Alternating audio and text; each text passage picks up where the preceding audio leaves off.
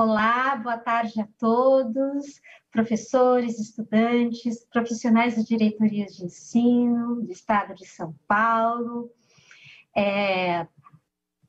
Meu nome é Tânia, acho que todo mundo já me conhece mais ou menos, né? E eu faço parte da equipe curricular, né, de Ciências Humanas e Sociais Aplicadas. Estamos aqui hoje para mais uma live do ensino médio, novo ensino médio, desse novo desafio que está aí para todos nós enfrentarmos, certo? Aqui nós temos um grupo muito legal, um pessoal muito disposto para fazer esse diálogo, né, com a rede. Temos aqui, eu vou apresentar, né, a professora Érica Cristina Frau, né, da Diretoria de Ensino Campinas Oeste. Olá, Érica, tudo bem? Olá, pessoal, tudo bem? Então, eu sou a Érica, PCNP de Filosofia, da Diretoria de Ensino Campinas Oeste. É um prazer estar aqui com essa equipe e para essa conversa que a gente vai ter hoje à tarde. Obrigada. A gente está aqui com a equipe SEDUC, né? Os nossos colegas, Sérgio Damiati. Oi, Sérgio, tudo bem? Oi, tudo bem? Boa tarde a todos. É sempre um enorme prazer falar aí com a nossa rede e eu quero agradecer aos dirigentes de ensino, né, pela parceria, aos núcleos das diretorias de ensino também pela parceria. Então, muito obrigado e a gente vai ter uma live muito interessante aí também. Obrigada, Sérgio. O Ed é da equipe de História. Tudo bem, Ed? Oi, pessoal, tudo bom? Bacana essa possibilidade da gente poder participar mais uma vez e conversar com a rede, né? São tantos desafios que essa conversa é extremamente importante. Bom, acho que algumas pessoas também já me conhecem. Eu sou o Ed, componho a equipe curricular lá da SEDUC, do componente de História, e espero que a gente possa aproveitar esse momento da melhor maneira possível, tá bom? A gente vai conversando. Com certeza. E aqui conosco a gente tem o Marcelo, né, da equipe de Sociologia. Oi, Marcelo. Oi, Tânia. Oi, pessoal. Um abraço a todos aí da rede que estão nos acompanhando. É um prazer imenso. Ao contrário dos demais, aqui acho que ninguém me conhece, porque eu sou um integrante novo, assim, recente. Eu entrei para a equipe o ano passado, né, em janeiro, e tive algumas oportunidades, mas a minha estreia maior, assim, junto com toda a equipe de Ciências Humanas, ainda mais no momento esse oportuno de discutir o novo ensino médio, né? Então é um prazer imenso e acredito que será um bom diálogo, um bom papo, todo mundo vai gostar.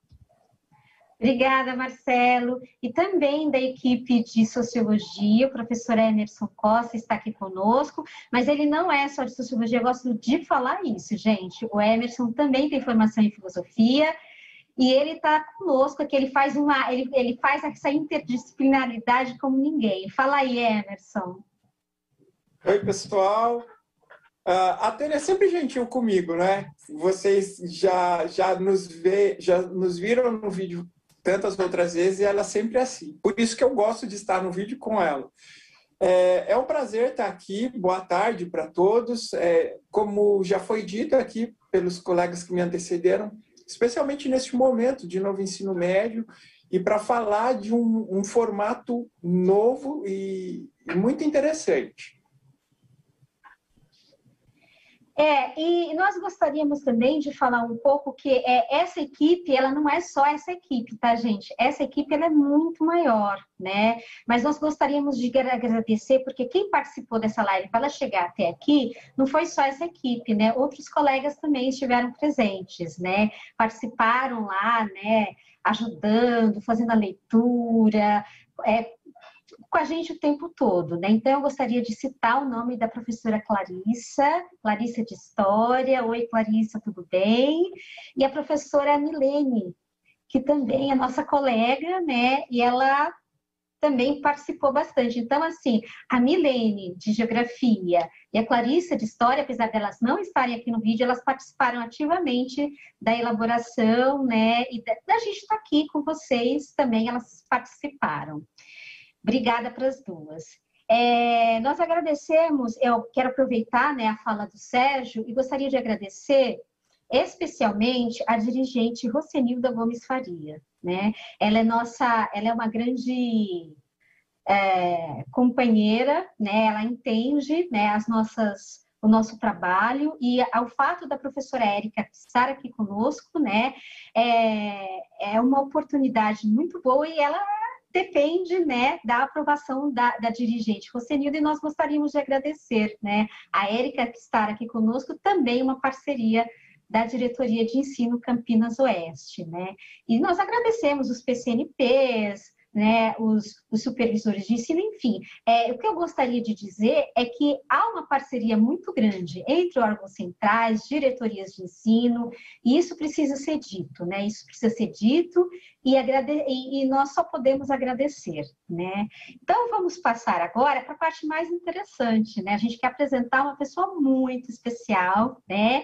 Um aluno nosso, né, que saiu da rede pública do estado de São Paulo e agora está voltando aqui para nos visitar, para falar um pouco sobre a sua experiência. Eu quero chamar agora o Bruno. Oi, Bruno, tudo bem? Oi, gente, boa tarde, tudo bem? Como que vocês estão? Então, me chamo Bruno Samu Coelho, eu tenho 21 anos, sou ex-estudante da Escola Estadual Alves Aranha, aqui de Valinhos, onde eu resido. Sou aluno do curso de História, estou aqui, né, para contar algumas experiências, falar um pouco sobre o novo ensino médio, conversar com todos vocês aí da rede, os internautas, os familiares que estão acompanhando, e acho que é um pouco disso.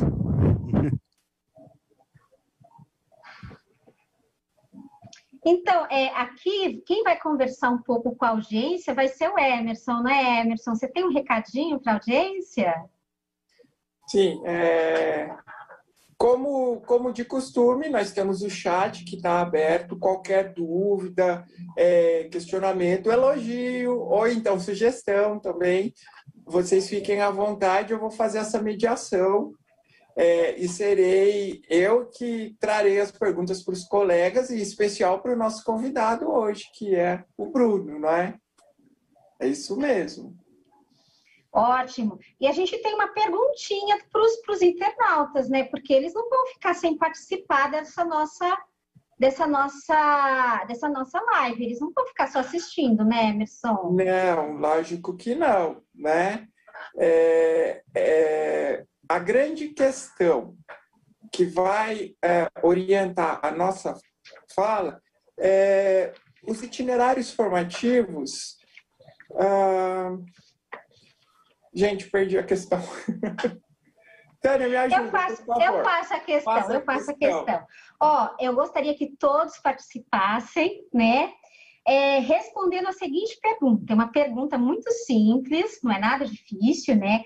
Por que cursar o itinerário formativo de Ciências Humanas e Sociais Aplicadas? Ou o itinerário formativo integrado com Ciências Humanas e Sociais Aplicadas.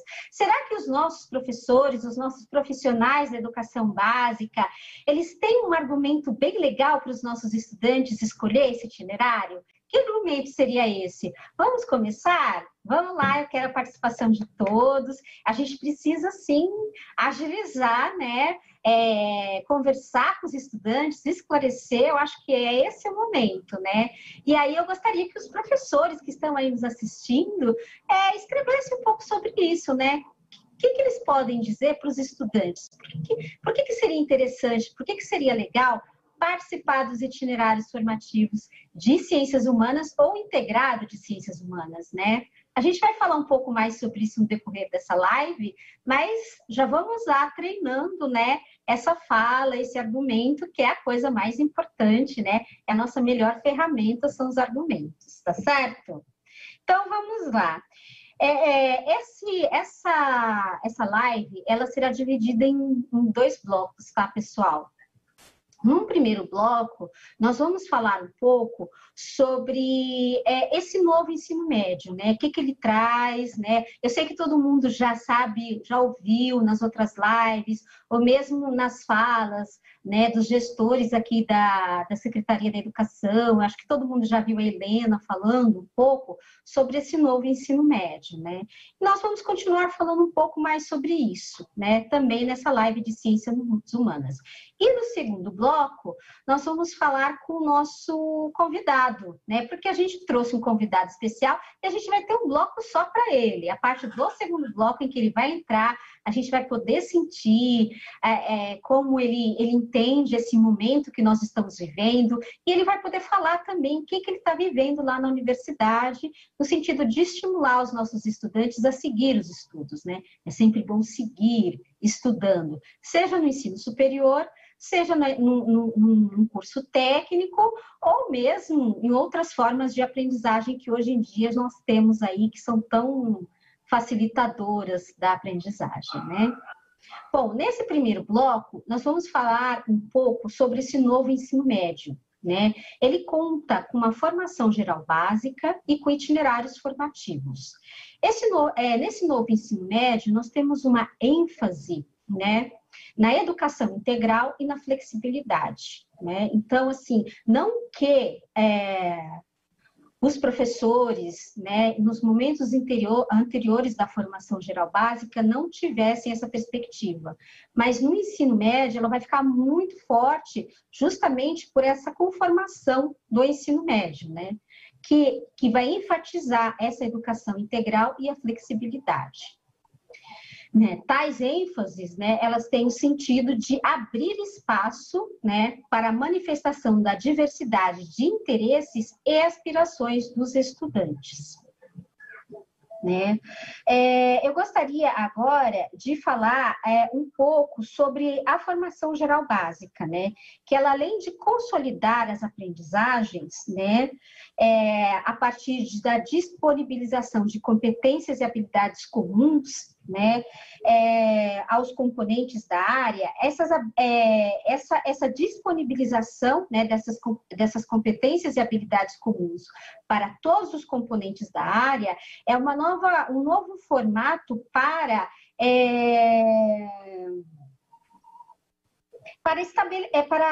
fortalecer as aprendizagens, né? Eu acho que isso tem que ficar bem claro, né? Que esse formato por área, ele tem o sentido não só de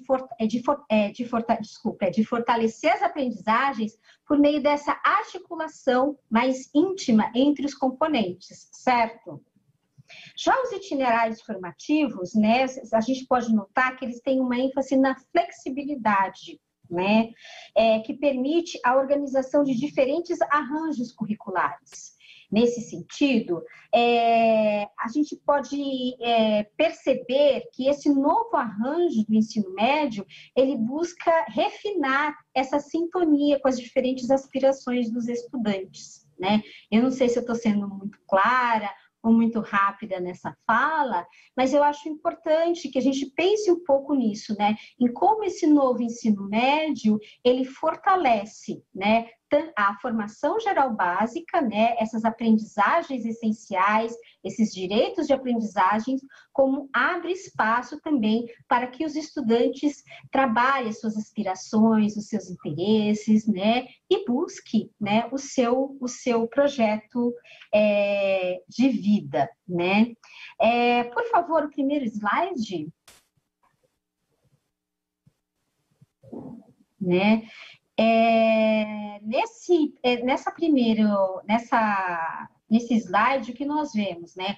Que as competências e habilidades da formação geral básica, que são comuns, né? Vale lembrar, para todos os componentes da área de ciências humanas, você também tem habilidades e competências específicas nos itinerários formativos, destacando que essas competências específicas dos itinerários formativos estão relacionadas com eixos, né, com os eixos que vão fazer essa integração, né? Entre esses eixos nós temos os 4 principais, a gente já falou deles em outros momentos aqui, né? Que é investigação científica, processos criativos, mediação e intervenção sociocultural e empreendedorismo.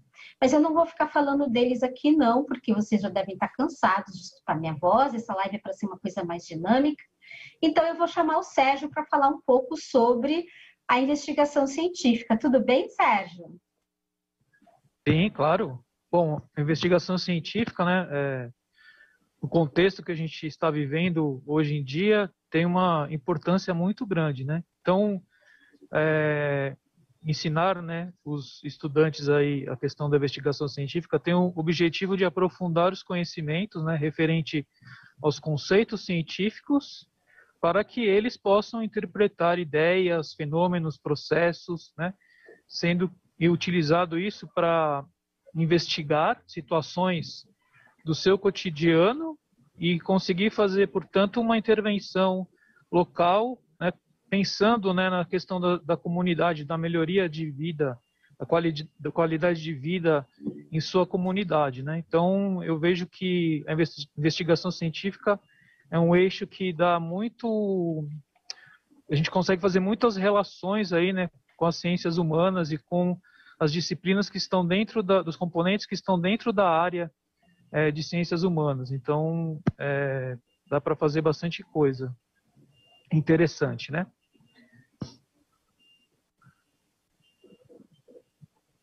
E aí, a gente pode montar um jogralzinho aqui. Vamos fazer isso? Ed, você pode falar sobre o próximo, sobre processos criativos? Bora lá, vamos falar um pouquinho. Bacana a Tânia trazer à tona essa condição de que o novo ensino médio traz uma perspectiva bastante diferente para o estudante, no sentido do que ele pode escolher, né, se aproximar dos temas que são mais próximos da sua realidade, aquilo que efetivamente faz mais sentido para ele, né? Acho que essa é a grande sacada do novo ensino médio. E falar um pouco desse eixo estruturante dos processos criativos, o nome já está explícito, né? É usar da criatividade. E em que momento essa condição dos processos criativos dentro do eixo estruturante, a gente precisa pensar que todos eles estão interligados, né? Mas os processos criativos é aquilo que o estudante vai fazer de melhor, que é usar da sua criatividade, né? Ele surge da necessidade, da demanda de uma sociedade que cada vez mais está pautada nesses processos de criatividade, uma vez que a gente tem que o tempo todo se reformular e se adequar. Talvez o processo da pandemia nos traz isso à tona, em um processo muito claro e forte, né? Todos nós, enquanto professores, estávamos acostumados a estar lá nas nossas salas e, de repente, nos vimos obrigados a estar na frente das telinhas, né? Do celular, dos notebooks, enfim, disso tudo. Então, na verdade, pensando na condição dos processos criativos, esse eixo ele vai expandir a capacidade dos nossos estudantes em idealizar e realizar processos criativos associados não somente à área, né, das ciências humanas, mas da associação da área de ciências humanas com as outras áreas, que são os itinerários formativos integrados, e é ali que ele vai aprofundar os conhecimentos sobre a arte, sobre a cultura, sobre diferentes mídias, e vai trabalhando sobre a condição de, inclusive, inventar, inovar formas criativas de intervir, como o próprio Sérgio disse, né? Não só no seu meio, né, na sua localidade, mas de maneira global, né? O processo criativo ele vem dentro dessa ótica, né? Vamos usar a nossa criatividade e que, inegavelmente, o estudante tem isso de uma forma única, né? Acho que é isso. Obrigada, Ed. E para falar de mediação e intervenção sociocultural, Emerson Costa. Vamos lá, Emerson? Gente, antes de começar, o Dia das Mães está chegando, né? A pergunta estava na minha cara. Eu quase ouvi a Tânia falando, se eu for aí e encontrar essa pergunta... Bom, o eixo que eu falo é mediação e intervenção cultural. E é um eixo que está intimamente ligado com os processos criativos, não é?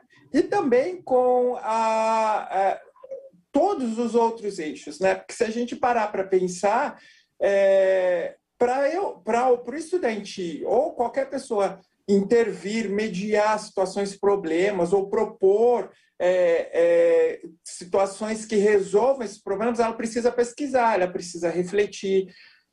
As pessoas precisam identificar o lugar onde estão, né, os problemas que ocorrem ali e propor. Então, processos criativos, investigação científica, o próximo eixo.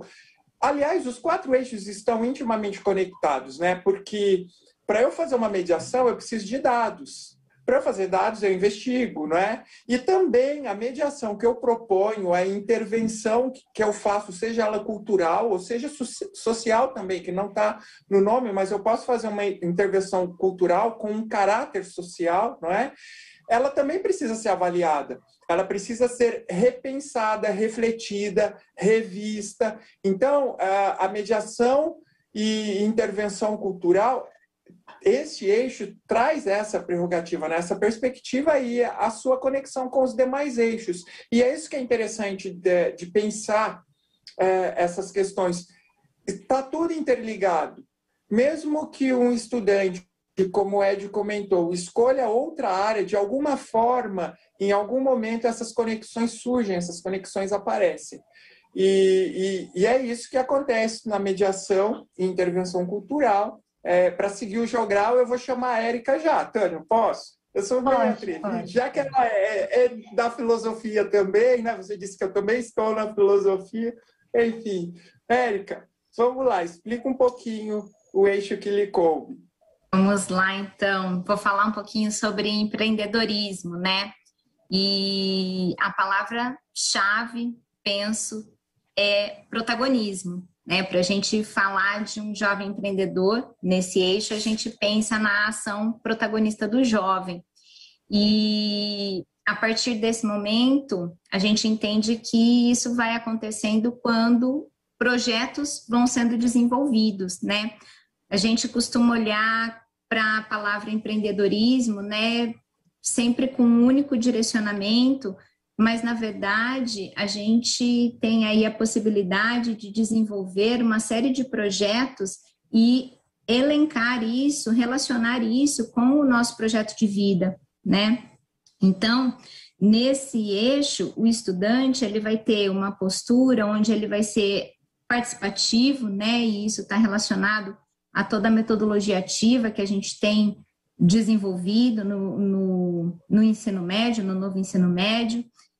Vai precisar ser atuante, engajado, cooperativo e ter uma postura ética, né, para ser um bom empreendedor.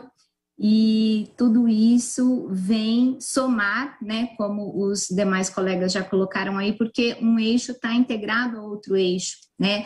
E esse olhar protagonista, o desenvolvimento de tudo isso, vai promovendo a autonomia, né, o foco no que se deseja, vai tendo a determinação de conquistar, né, o que se deseja. É um pouco disso, né? Como a Tânia já comentou, nós temos várias, né, já tivemos várias oportunidades de ouvir sobre esses eixos e sobre o novo ensino médio, então é apenas uma complementação sobre tantos outros olhares que já foram aqui compartilhados. Obrigada, Érica. Outro ponto, né, que eu acho que merece destaque aqui, enfatizando essa questão da flexibilidade, né, é a questão dos itinerários formativos, como eles se apresentam. Por favor, o próximo slide. Obrigada.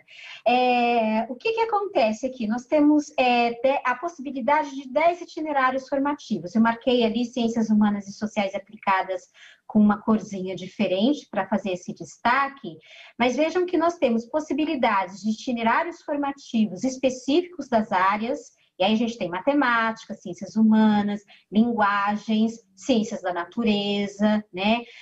É importante destacar que já nesses itinerários específicos das áreas, a gente já traz, né, a gente já busca, né, a intenção é buscar alguns componentes de outras áreas. Então, a gente pode já pensar que, por exemplo, ciências humanas e sociais aplicadas pode contar com aulas de língua portuguesa, de inglês, né? Então, assim, essa especificidade, ela tende a se abrir, né, para outros componentes, né?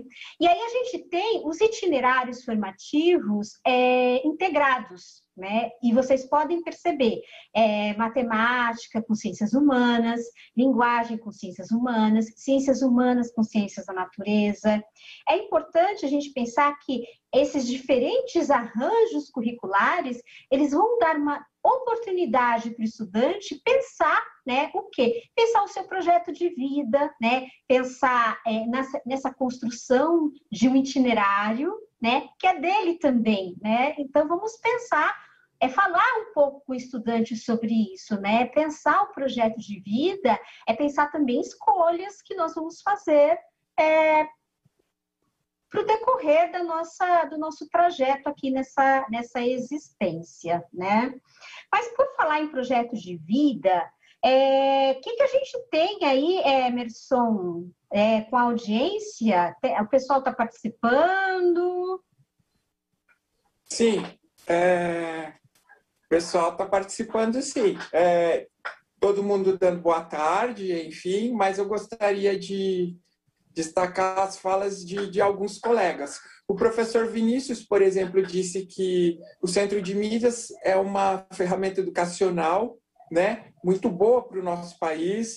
A professora Mônica disse que a escolha por ciências humanas, por itinerário de ciências humanas, é justamente pelo próprio nome, né? Porque a gente estuda os humanos.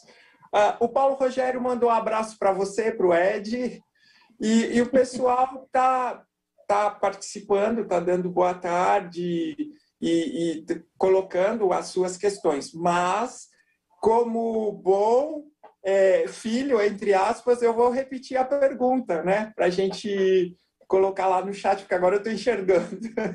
Se eu for aí, você vai ver, hein? E achar. Mas, enfim, a pergunta é: por que cursar um itinerário de ciências humanas ou um itinerário integrado com ciências humanas?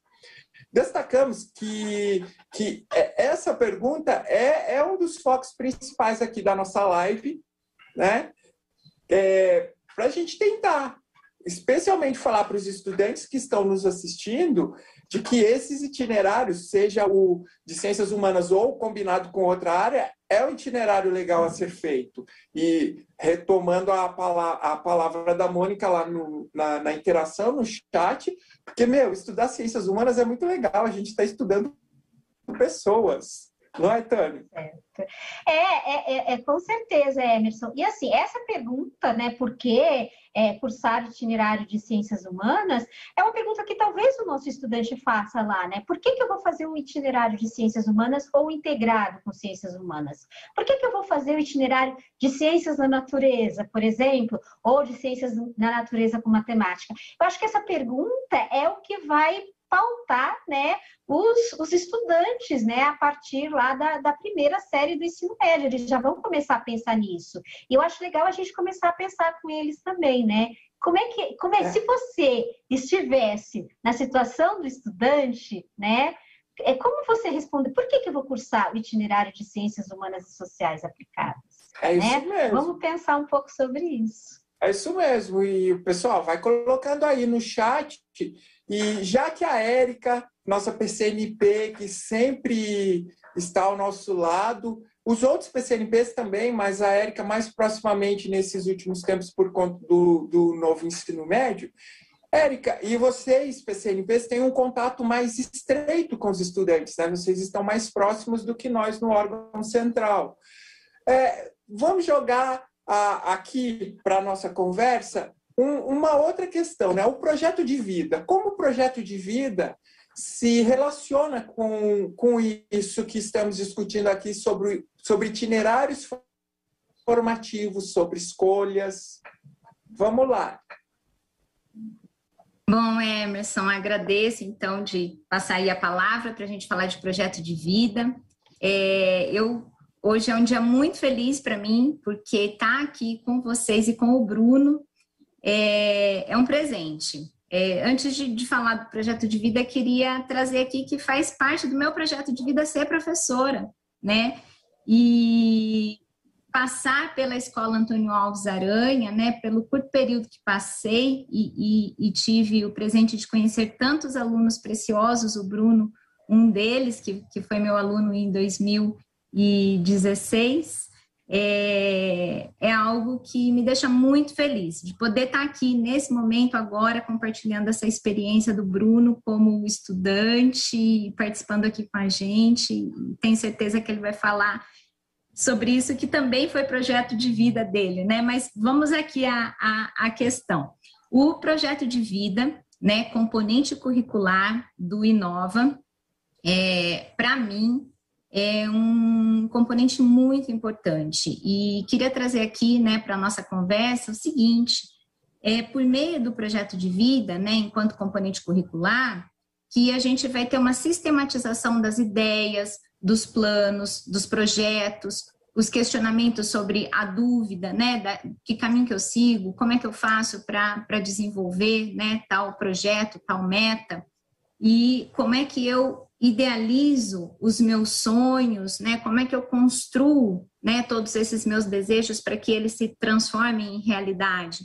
Então, esse componente ele vem para trazer uma organização, uma sistematização para os nossos sonhos, né? Todos nós temos projetos de vida, mas ter isso implementado, né, junto com o currículo paulista, por meio do Inova Educação, é uma oportunidade de auxiliar as pessoas a trilharem, né, os seus caminhos, a planejarem os seus caminhos.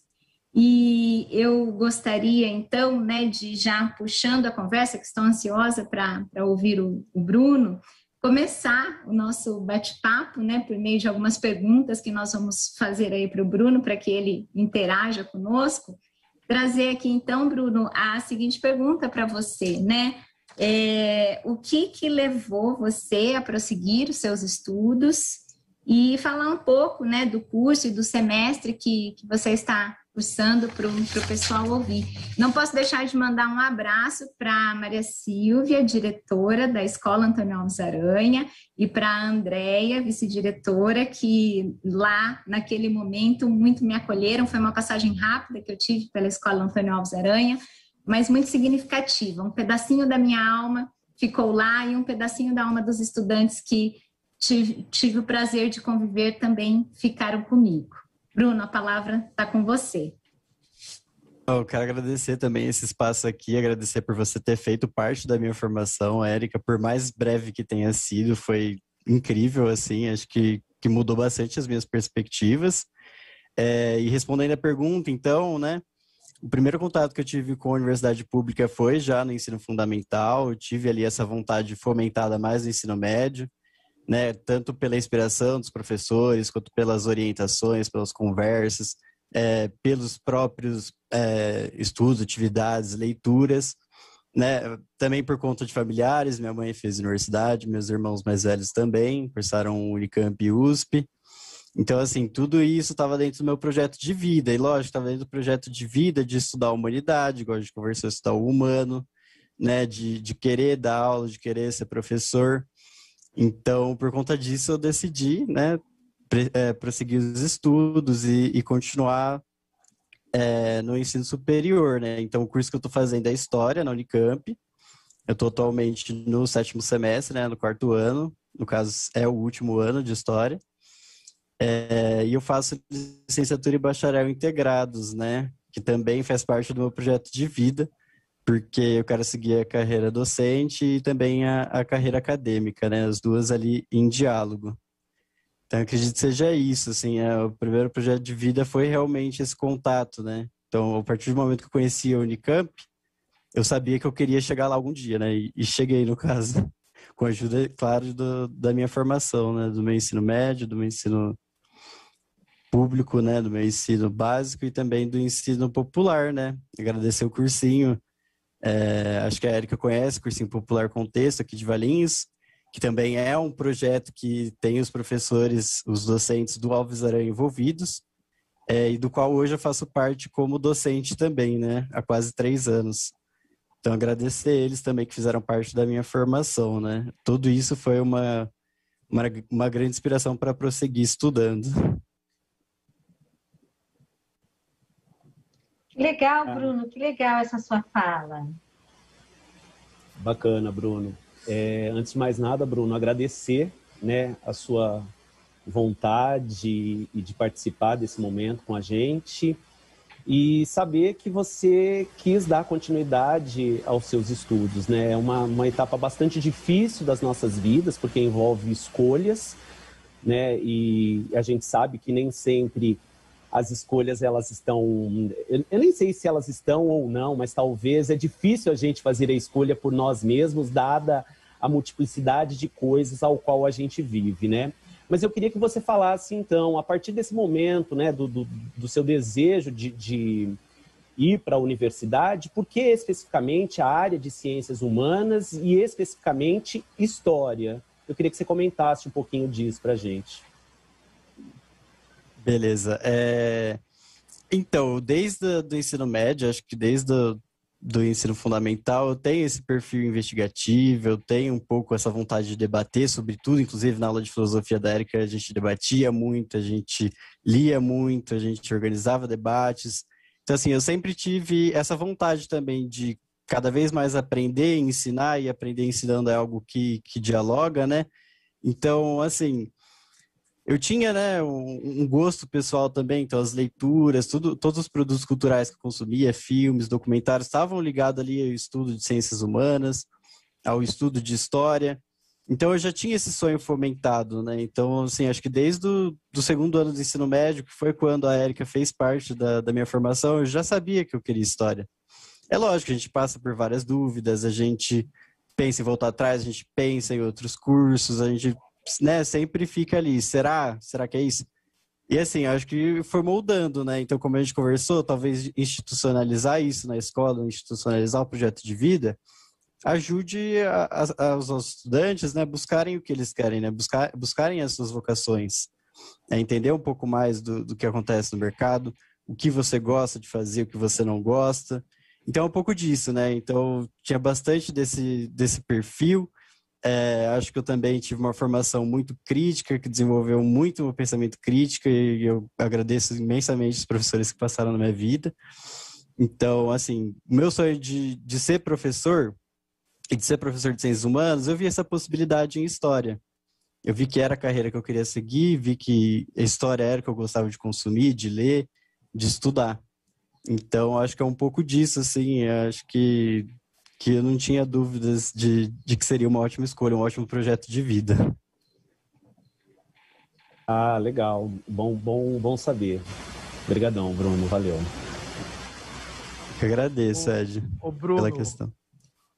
Bruno, é muito legal aí o seu depoimento, né? A gente percebe aí que um aluno de escola pública, né, conseguiu entrar em uma universidade com o renome da Unicamp, né? Eu também sou de escola pública e estudei na USP, né? Então, acho que é interessante mostrar para os estudantes né, que entrar numa universidade pública não é impossível, né? Basta a dedicação, né? Então, é legal trazer esse depoimento seu também por causa disso, né?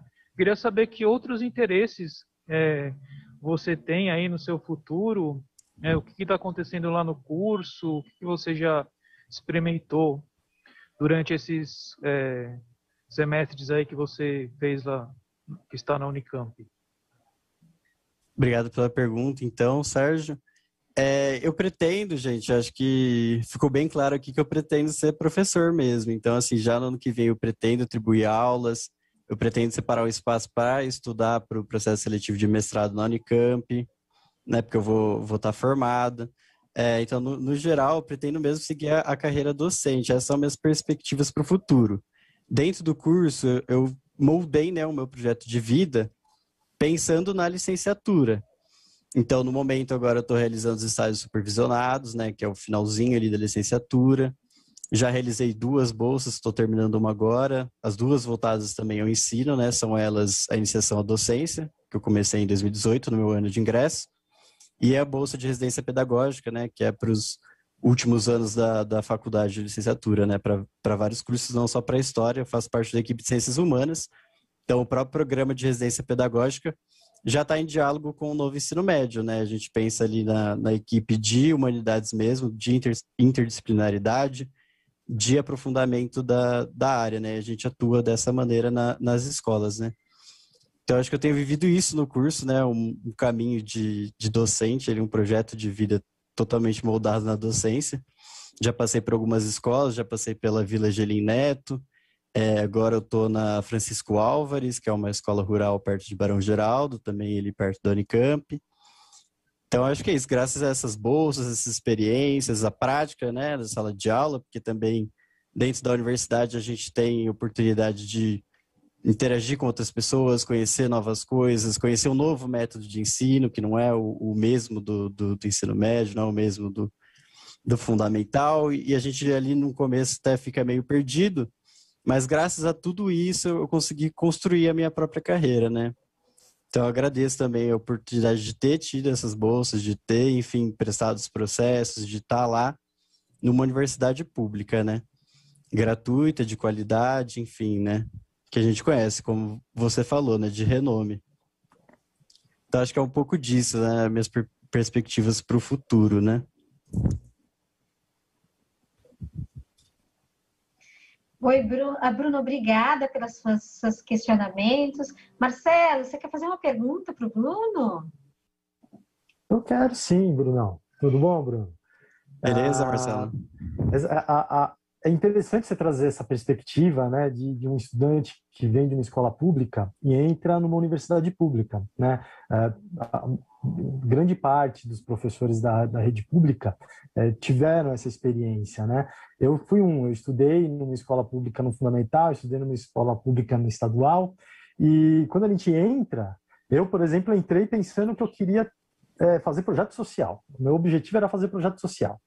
Então, discutindo aqui essa questão de projeto de vida, tudo, eu falo, nossa, se isso estivesse na minha época, como seria, né, me ajudaria também. Mas foi uma ótima escolha. Eu escolhi, né, o curso de Ciências Sociais, mas chegando lá na universidade pública, eu me deparei com outra realidade completamente diferente, né? Por exemplo, na questão do processo de investigação científica, né? Dessa formação acadêmica. As universidades públicas traz um pouco isso, né? Principalmente na área de ciências humanas, essa formação para a carreira, né, acadêmica. Para eu buscar a minha formação ali em ciências sociais para direcionar para projetos sociais ou políticas públicas, eu fui buscando na outra parte do tripé, né, da universidade, que é o ensino, a pesquisa e a extensão. Eu fui mais para a extensão. E eu já percebi na sua fala que você já direcionou para o mestrado, você já vai para fazer a pós-graduação, né?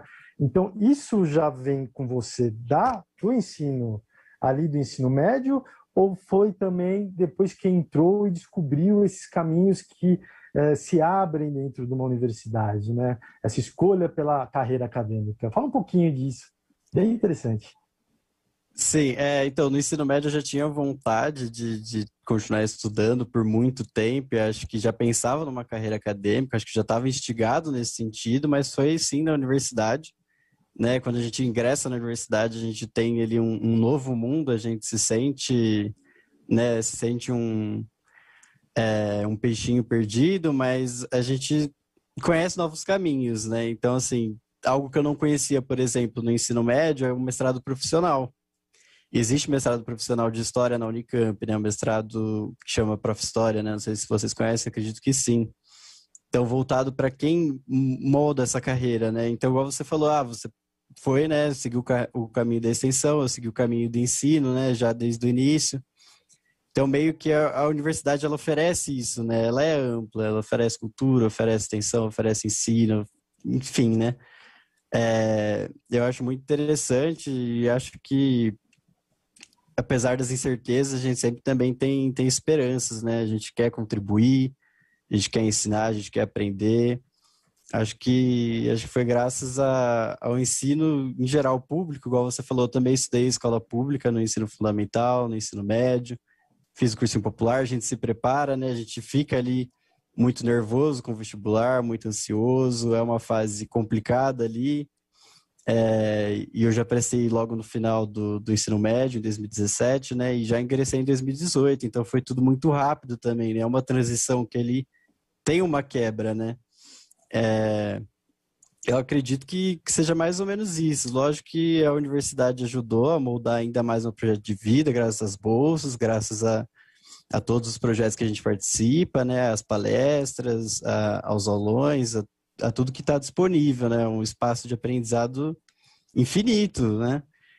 Então, assim, por exemplo, lá dentro do IFISH, a gente sempre utilizou os espaços também, né? A gente tem o IFISH, no caso, é o Instituto de Filosofia e Ciências Humanas da Unicamp, né? A gente sempre utiliza o espaço também. Então, tem a sala de informática, tem a Biblioteca de Ciências Humanas, que é a Otaviani, que é uma das maiores, se não a maior da América Latina. Então, é um acervo incrível. É um espaço gostoso de você estudar, de você pesquisar, de você ir atrás. Então, tem também, eu já utilizei livros, por exemplo, do Pagu, né, que é o estudo de gênero.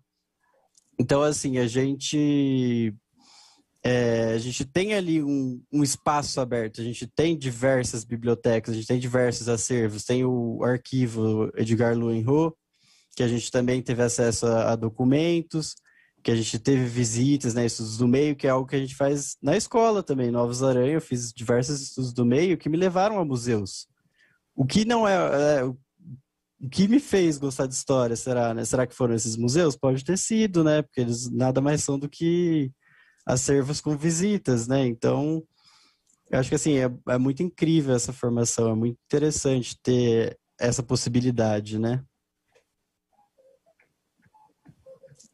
E aí, Ed, você tem mais uma pergunta aí para o nosso convidado, para o Bruno?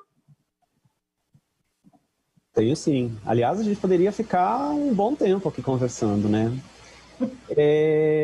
Bruno, na verdade, eu nem sei se você viveu essa condição de um ensino híbrido, né? E nos tempos atuais ao qual a gente está vivendo, a gente tem um ensino mais diretamente ligado à condição do remoto, né? Mas se você viveu um pouquinho dessa condição do ensino híbrido, eu gostaria que você pudesse pontuar um pouquinho para a gente, se você tem essa experiência do ensino híbrido e como foi ela, né? Ou como está sendo ela. Então, o curso meio que teve que ser remodelado por conta do ensino remoto emergencial, né? Por conta da pandemia. Acho que algumas coisas no presencial a gente tinha um maior espaço, um maior desenvolvimento. Então, igual eu falei, né? As palestras, os espaços, os esportes, a socialização, né? Então, as atléticas, as bibliotecas, as salas de informática. Mas dentro do ensino remoto, desde 2020, a Unicamp tem atuado no ensino remoto emergencial e foi a primeira universidade pública, inclusive, a decretar isso, né? Enfim, fazer com que os alunos não tivessem que ir à universidade numa condição de risco. E dentro do ensino remoto, acredito que tenham novas possibilidades e novos desafios também. Então, novas possibilidades por quê? Porque a gente pode se organizar melhor. Então, no caso de IFISH, a gente parou de ter ali a necessidade das aulas ocorrerem sempre síncronas, porque você pode assistir, reassistir, voltar, algo que você não entendeu, voltar. É incrível você poder voltar no tempo, né? Em sala de aula a gente não consegue fazer isso. Então, assim, a gente consegue ter mais descanso, a gente consegue, né, tirar aquele tempo de deslocamento, de pegar 1, 2, 3 ônibus. Então, no caso de quem faz estágio também, de fazer estágio, ir na universidade, ir para a escola, né, onde atua. É um negócio que ali dentro do ensino remoto tem sido facilitado. Mas é lógico que dentro do ensino presencial a gente sente falta, né, dos equipamentos, dos espaços, da socialização. Então, acho que a minha experiência com o ensino híbrido é essa. Tanto o presencial quanto o remoto, eles têm desafios e têm possibilidades, têm coisas muito positivas, né? Bacana, Bruno. Desculpa, Tânia. Mas é bacana, Bruno. É bacana a gente ter essa perspectiva, né? Porque dado ao cenário ao qual a gente está vivendo, a gente passou a ver de uma forma muito negativa. Mas com o passar do tempo, com o desenrolar das coisas, a gente vai também percebendo que existem coisas positivas neste formato, né? Bacana, valeu, brigadão, hein? Tânia? Então, aproveitando um pouco essa ideia, né, eu gostaria de falar que essa emoção de estar no ensino superior, de ter essas experiências novas, que são experiências que vão fazer parte, né, da nossa vida para sempre, porque a vida da gente muda, né? Essa fala do Bruno, ela é bem interessante, bem inspiradora, né? Mas eu gostaria de que alguns colegas nossos também falassem um pouco sobre essa experiência no ensino superior, né? Por que escolher um determinado curso? Em breves palavras, porque o nosso tempo está acabando, a gente quer ouvir um pouco mais do Bruno, né? Mas eu queria perguntar, por exemplo, para pessoas que fizeram outros cursos, que não fosse história, tá? Então, por exemplo, Érica, como é que foi? Como é que você escolheu filosofia? Conta aí pra gente. Ai, gente, a minha vida é maluca mesmo, né? Não é à toa que eu sou assim. Eu, no ensino médio, nas aulas de química, eu ficava assim apaixonada pelas reflexões que ali estavam postas pelo professor Carlos Eduardo, que um dia falou para mim: Érica, não faça vestibular para química, você tem que fazer filosofia. Então foi um olhar atento do meu professor que me tirou do caminho da química, né? Estava quase já fazendo a inscrição para o vestibular em química. Ele, não é química o seu perfil, é filosofia. Então, foi esse o caminho, e muitas outras descobertas vieram depois. Já vou passar a palavra aí para os próximos colegas compartilharem um pouco das experiências. Tá certo. E você, Sérgio? O que te levou para a geografia? Bom, eu sempre gostei de viajar, a gente viajava muito, né? Então, fui fazer geografia principalmente por causa de conhecer mais a fundo o lugar, né? E também tinha um amigo meu que já fazia geografia na USP, né? Que morava lá no prédio junto comigo. E ele falou assim, vamos lá no trabalho de campo, né? Eu nem era aluno no sábado lá. Eu pensei que estava tudo acertado com a professora, né? De pedologia, que para estudar solos. E ele falou, só entra lá primeiro no ônibus que ela não pode te ver aqui. Eu falei, como assim? Eu tô aqui no meio do trabalho de campo dela e ela não tá sabendo. Aí a gente desceu no ônibus, assim, a gente foi estudar os barrancos, né? Foi um curso de pedologia. E a Rose perguntou assim, virou para mim e perguntou, você é da biologia? Eu falei, não, professor, eu vou prestar vestibular semana que vem. Foi legal essa passagem aí. Foi muito legal mesmo, foi muito legal. Conta aí, Emerson, rapidamente, assim, mas eu tenho certeza que você tem histórias bem interessantes para contar. Eu? É só uma que a gente não tem tempo para todas. Eu era muito mais de exatas, eu fiz um técnico em processamento de dados. Olha como eu sou velho, gente, curso de processamento de dados como técnico. E achava que eu realmente ia seguir nessa área. Mas é mais ou menos como a Érica falou. Para você fazer um algoritmo ou escrever um programa, né, em linguagem de máquina, você precisa refletir muito, você precisa pensar muito. E eu tinha e gosto muito de escrever. Daí, nas opções, a filosofia me pareceu mais interessante do que o jornalismo e do que letras. Então, eu estou aqui e, posteriormente, ciências sociais, porque refletir e pensar, mas os problemas atuais, contemporâneos, são muito legais. Muito embora sociologia e filosofia estão ali para e passo, tem hora que eu não sei se é um filósofo, é um sociólogo, eu não sei, fico sempre perguntando, Marcelo, e aí? A gente vai chamar como filósofo ou como sociólogo? Mas, enfim, o conhecimento é esse, né? Seja na química, na informática, seja na área de humanas. Ele está integrado, né? Foi assim, minha experiência. Ai, bem legal, bem legal. E você, Marcelo, conta um pouco da sua experiência, como é que foi? Por que você escolheu sociologia, Marcelo? Conta aí. Então, como eu disse agora há pouco com o Bruno, né, a conversa com o Bruno, a escola, eu estudei ali no Brasílio Machado, na Vila Mariana, e tinha alguns projetos, e a gente se envolvia com esses projetos, né? Ou era o pessoal de fora que vinha e trazia algumas práticas para a gente desenvolver na escola, ou vice-versa, nós íamos da escola desenvolver em outros lugares, como, por exemplo, um mutirão de moradia. Eu lembro que eu participei de um projeto assim. E, ao mesmo tempo, eu gostava de história, gostava de geografia, eu queria entender melhor o que era economia, o que era política. Então, eu preciso fazer um curso que abranja tudo isso. Foi Ciências Sociais. né? Daí, lógico, a gente chega lá, não é bem aquilo, né? Que a gente tem de imagem quando nós estamos no ensino médio. E na época ali, 95, 96, não tinha muita informação, né? E o bacana do itinerário formativo, o bacana do projeto de vida, é que se abre um espaço, né, dentro da formação do estudante para que se possa desenvolver essa perspectiva, trazer para dentro da escola com mais direcionamento, né? Porque antes eu sempre busquei com os professores, ainda é assim, né? A gente, quando estudante, buscamos sempre a referência nos professores. Professor, e aí, como que é isso? Como é que é aquilo? O que eu vou estudar aqui? O que eu vou estudar ali? Mas agora, com essa novo ensino médio, é mais sistematizada as oportunidades. Então, eu fui nisso. Eu queria fazer projetos sociais, queria entender de tudo um pouco. Ciências sociais encaixou como uma luva. E foi maravilhoso. Ai, obrigada, Marcelo, obrigada. Eu ia falar para o Ed, mas eu não vou perguntar para o Ed. O que você acha, Ed? Você tem alguma coisa para falar? Você quer falar ou quer? Vamos lá. Eu falo, vamos lá. Não, então, e é engraçado, né? Porque talvez muito diferente do Bruno, que traz esse grau de amadurecimento, eu terminei o ensino médio, fiquei 1 ano sem estudar, e daí eu fui para a faculdade, fui fazer história, porque eu queria conhecimento, mas eu não queria ser professor. Mas, em um determinado momento,